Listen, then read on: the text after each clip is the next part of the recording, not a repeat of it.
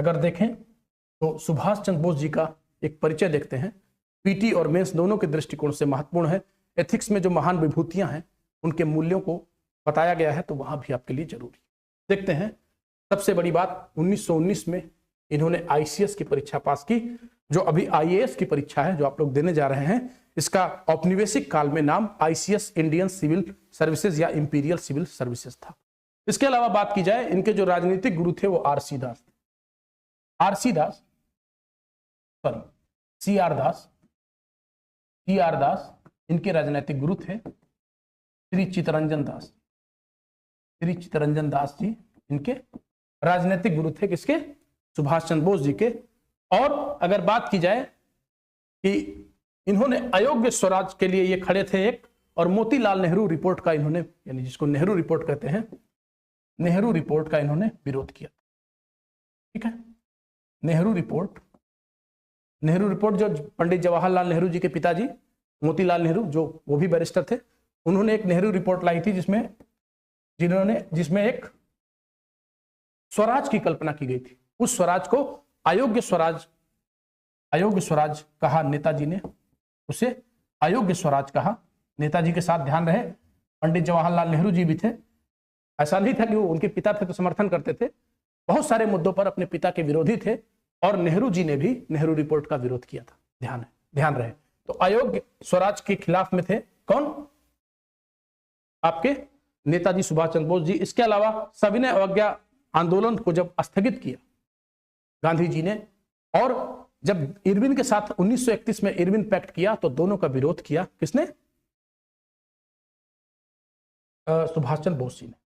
इसके अलावा अगर बात की जाए तो 1938 के हरिपुरा और 1939 के त्रिपुरी में कांग्रेस के अध्यक्ष के रूप में चुने गए। और आपको पता है त्रिपुरी में इन्होंने गांधी जी के जो उम्मीदवार थे श्री पट्टाभी सीतारामैया,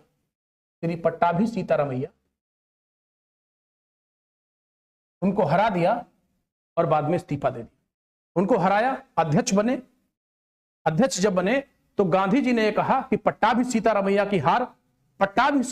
की हार नहीं है, बल्कि मेरी व्यक्तिगत हार है। गांधी जी ने इसको अपने ईगो पर ले लिया, क्योंकि गांधी जी का बहुत औरा अधिक था, उनका सम्मान था उस समय, और खुद नेताजी भी उनको राष्ट्रपिता कहने वाले व्यक्ति हैं, उनका बहुत सम्मान करते थे। तो गांधी जी के सम्मान में उन्होंने अध्यक्ष पद को त्याग दिया।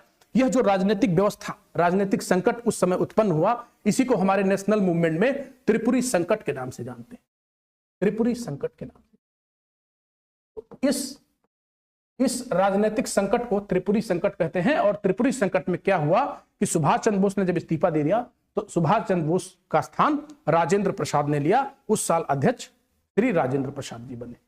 इसके बाद अगर बात किया जाए तो उन्होंने एक फॉरवर्ड ब्लॉक भी बनाया। जब उन्होंने कांग्रेस पार्टी छोड़ी, इस्तीफा देने के बाद उन्होंने जब कांग्रेस पार्टी छोड़ी, तो 1940 में उन्होंने एक फॉरवर्ड ब्लॉक की स्थापना की। ठीक है, और यह ध्यान रखना है, कांग्रेस के अंतर्गत ही की, कांग्रेस के खिलाफ जाके नहीं की, कांग्रेस के अंतर्गत ही फॉरवर्ड ब्लॉक की स्थापना की। थोड़े दिनों तक इसकी बात अनौपचारिक थी, बाद में गांधी जी के कहने से ही इन्होंने इसको मर्ज किया। उन्होंने 1943 में वो जर्मनी और सिंगापुर पहुंचे, जर्मनी से वो सिंगापुर गए पनडुब्बी के माध्यम से, और उन्होंने वहीं पर अपना प्रसिद्ध नारा दिल्ली चलो कहा। और 21 अक्टूबर 1943 में उन्होंने एक आजाद हिंद फौज के संगठन की बात की, और कैप्टन मोहन सिंह और फ्यूजियारा जो इसके कहीं ना कहीं वैचारिक उद्भव करता थे, उस बात को व्यवहारिक रूप से गठन करने की बात किसने की? सुभाष चंद्र बोस ने। ठीक है, आजाद हिंद फौज, जिसे कि इंडियन नेशनल आर्मी या भारतीय राष्ट्रीय सेना भी कहते हैं। और 18 अगस्त 1945